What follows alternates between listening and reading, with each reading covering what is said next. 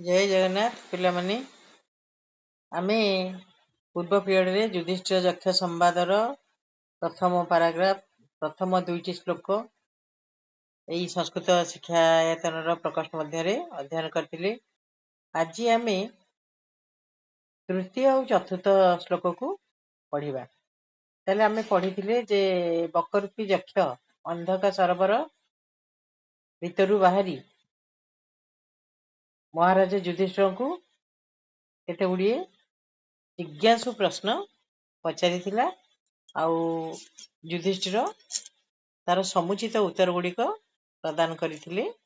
जेमती थिला परदेश रे मित्र किए, गृह मध्य सदा सर्वदा मित्र किए, आतुर व्यक्तिर मित्र किए, आउ मृत्युवरण करुथिबा व्यक्तिर मित्र किए।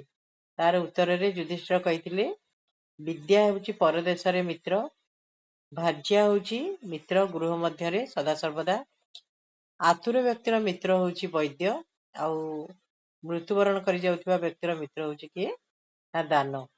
हैला मनीष सिना मरि जीवो किंतु जदि किछि दान करि जाइथिबो धर्म करि जाइथिबो ताले से मृत्यु परे मध्य कोन अमर हेकि थिबो ताकू लोक मने रखिथिबे। सेही परी तांकर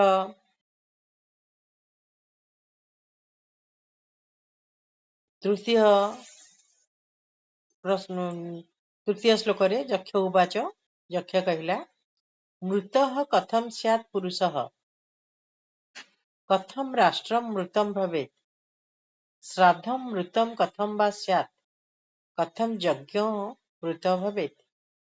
ताले मृतः मृजुक्त मृतः मृत माने मरणशील, कथम कथम कहले किपरि, स्यात् स्यात् माने होई पारे, पुरुष पुरुष माने मनीष। ताले मनीष बा पुरुष केतेबळे मृत सदृश होई पारे, तामाने तार जीवन थिबो किंतु से ताको मृत सहित तुलना करा जिवो।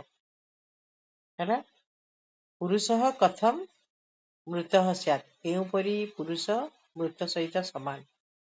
कथम राष्ट्रम कथम कथम कहले किपरि राष्ट्रम मृतम भवेत् राष्ट्रम माने राज्य, ताले केउ परी राज्य मृतम भवेत् मृत होई पारे बा मृत सहित समान होई पारे।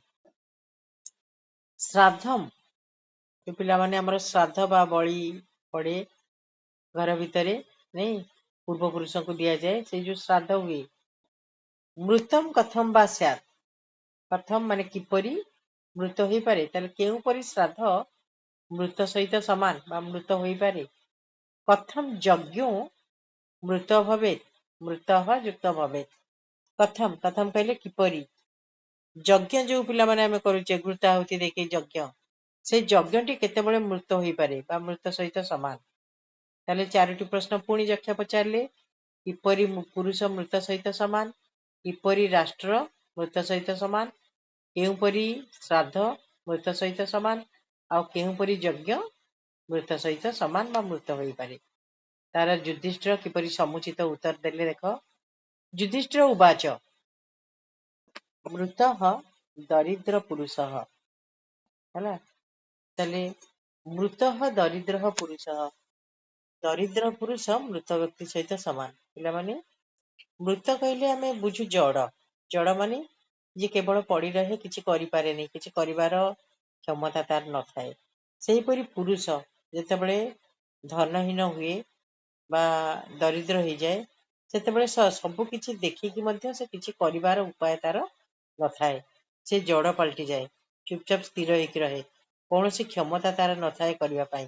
तेणु ता सेई पुरुषटी कहा सहित समान हो गला ताले मृत सहित। तेणु युधिष्ठिर सेया उत्तर देले मृत व्यक्ति ही पुरुष जेतेबळे दरिद्र हो जाए दरिद्र व्यक्ति ही मृत सहित समान।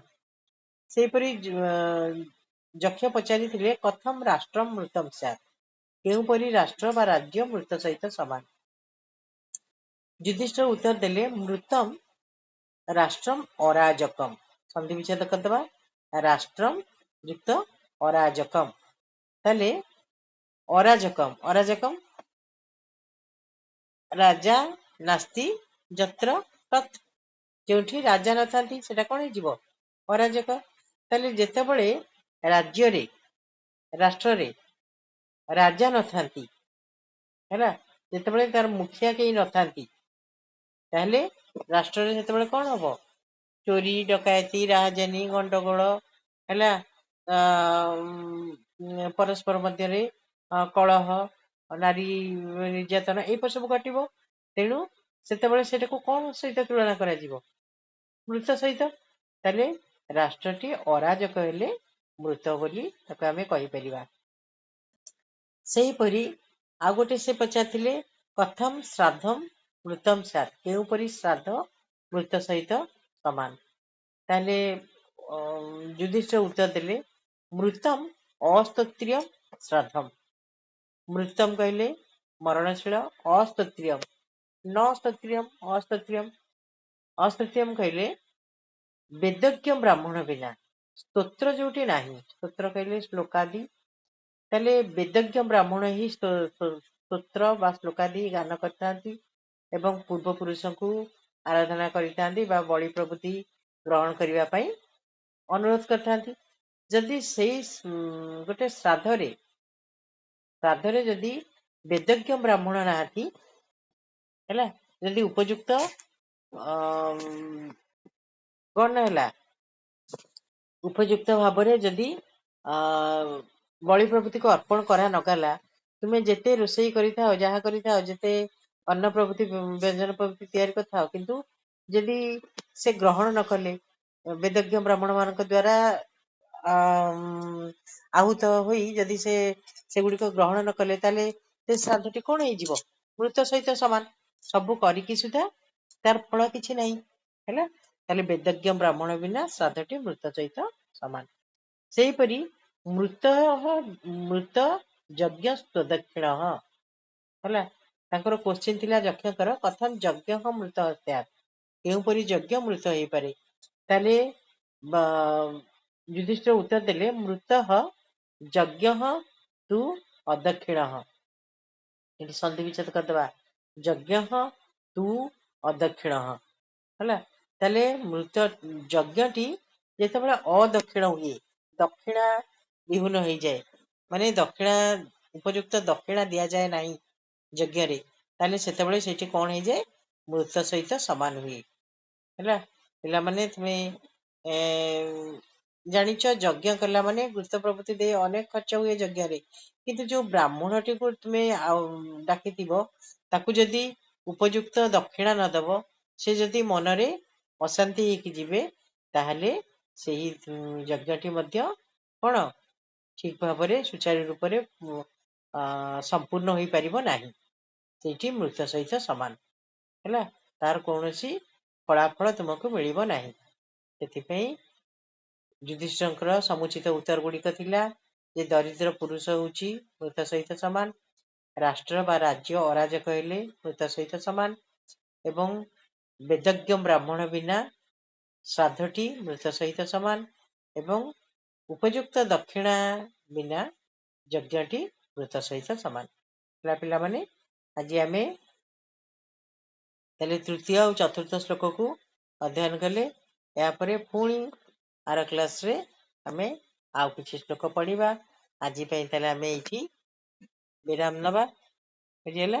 ଶ୍ଲୋକକୁ ପଢିବ, ତାର ଅର୍ଥ ଏତେ ସୁନ୍ଦର ଶ୍ଲୋକ, ତାକୁ ମନେ ରଖିବ ଏବଂ ତାର ଓଡିଆ ଲେଖିବ, ସନ୍ଧି ସମାସ ପ୍ରକୃତି ପ୍ରତ୍ୟୟ ପ୍ରଭୃତିକୁ ଲେଖିବ। ତାହେଲେ ଆଜି ଏଇଠି ରହିବା।